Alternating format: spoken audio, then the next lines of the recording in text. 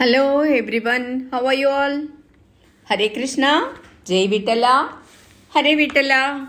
Today we are going to continue Vitala Pandurangan episode 36. Let's learn about two more Bhaktas, great Bhagavatas. One devotee is Eknath Maharaj and the other one is the Guru of Chhatrapati Shivaji, that is Samartha Ramadasa. We will now know a lot about these two, and then we'll go to some other places and know about them, and then again, if God willing, we'll come back to this same Pandharpur. We stayed in Pandharpur for a very long time. Pandurangan blessed us to know about his many devotees. We first know about Bhakt Eknath. He is called Eknath Maharaj. We have already known about Bhanudasar in detail. For those who have not heard that part, I am giving a very brief history of Bhanudasa here. Bhanudasa was born in the Surya dynasty in a sacred place called Baitan. This Baitan was also called as Pradishtanapuram. This town is a very holy place that has produced some of the best devotees. Lord Surya himself preached the name Vitala to Bhanudasa. He spread prema bhakti everywhere. His own relatives deceived him and later they repent and took the responsibility of taking care of his family. By the behavior of his relatives, Bhanudasa, who was very upset, left everything and went to Pandharpur. After spending a lot of time there, he returned to Baitan, but he kept on wandering from place to place to spread prema bhakti. The king Ramaraja, who was the descendant of Krishna Devaraya, came to Pandharpur once, took Vitalan to Hampi and constructed a very beautiful temple and started worshipping him in a very grand manner. Vitalan wanted to play a drama. He agreed to follow the king on one condition, that the king should not ill-treat his devotees. But the devotees of Pandharpur suffered like a cow that has lost its calf. Hearing this, Bhanudasa went to Hampi, blamed as thief, received death penalty, but because of Vitalan's affection and mercy, he was saved. As the king did not keep up his promise, Vitala returned to Pandharpur. Bhanudasa brought Vitalan back by his devotion. That day is Kartika Ekadasi. Vitalan asked Bhanudasa, what boon did he want? If such question is asked to us, what we want, what not? We ask what not. But great devotee like Bhanudasa asked different. We have seen this in many devotees' life. He asked, I have to be born again and again on this earth. No matter in which clan I am born, I should always be devoted to you. But Vitalan did not let go. He said, along with you, 3 Bhagavatas will be born in your family. Your great grandson and his grandson will do great service to Prema Bhakti. Bhanudasa's son was Chakrapani. Chakrapani's son was Surya Narayanan, and Surya Narayanan's son is Eknath. So, Eknath was the great grandson of Bhanudasa, and even before his birth, we know Eknath was the chosen one by Vitalan. Eknath's grandson was Mukteshwar. Eknath's parents passed away when the child was still a baby. He was raised by his grandfather Chakrapani. I, who am not very knowledgeable, say something so that the future generation will know about our dharma and culture. A small group of us together do this service. But imagine, Eknath was from such a family. His great-grandfather was preached to Vitalanama by Surya Bhagavan himself. No need to say about his son Chakrapani.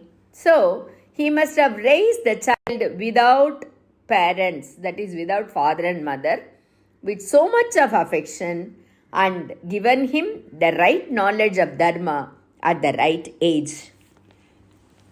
At the age of 7, Chakrapani performed Yajñopadesham, that is the sacred thread ceremony.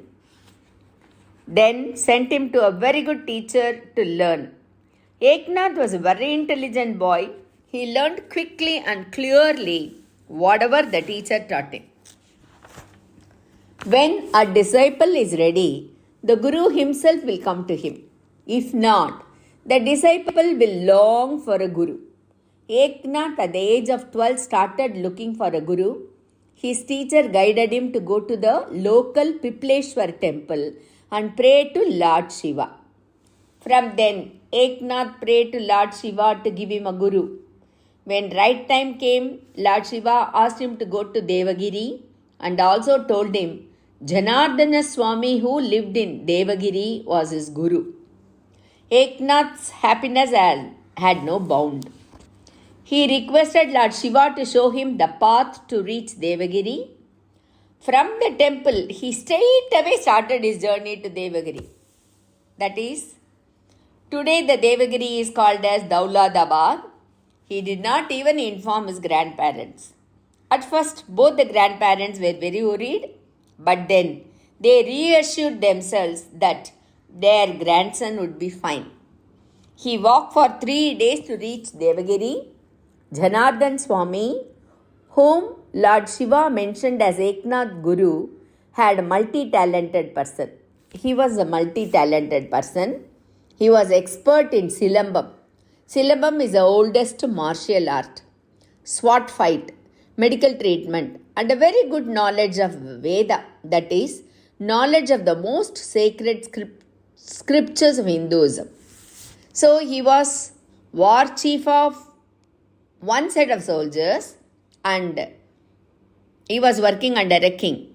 On the other side, he was the Guru for many disciples. It was a day of Panguni month, Krishna Paksha Sashti, when Eknath had the first darshan of his Guru Janardhan Swami. The disciple politely requested the Guru that I would stay here and serve you. Janardhan Swami's Guru was Tattatreya. Do you know who is Tattatreya? He is a Hindu god and a paradigmatic sannyasi who is considered as an incarnation of the divine trinity, that is Brahma, Vishnu and Shiva. So surely Janardhan Swami knew about Eknath. So he gave permission to Eknath to stay in his place and do service. This happened for many days. Eknath was going on doing service to his Guru and he was so happy. By Eknath's true compassion, he got the love of his Guru. Every Thursday, Janardhan Swami would immerse himself in the meditation of his Guru Dattatreya. No one could approach him during his meditation. He used to keep Eknath outside his room to guard that place. On one particular Thursday, when Janardhan Swami was in his meditation, the enemy army came to fight. They knew very well that being Thursday, Janardhan Swami would not fight. So they thought it would be very easy for them to capture Devagiri. Devagiri soldiers rushed to Janardhan Swami. They knew it was Thursday and was not allowed to disturb him. As expected, Eknath did not allow them to go inside. Then what to do? The soldiers explained the situation to Eknath. Realizing the danger, Eknath asked the soldiers to prepare for battle. Then he worshipped Janardhan Swami in his heart and asked him what to do. Suddenly, Eknath's eyes went over Janardhan Swami's iron body armor. Full Udal Kavacham. Janardhan Swami used to wear this during the battle. Praying his Guru, Eknath wore that armor. To his surprise, it was just fit. His face was fully covered. Again, he put all the responsibility on Guru's shoulder. He came down to fight. What? Eknath? Fighting.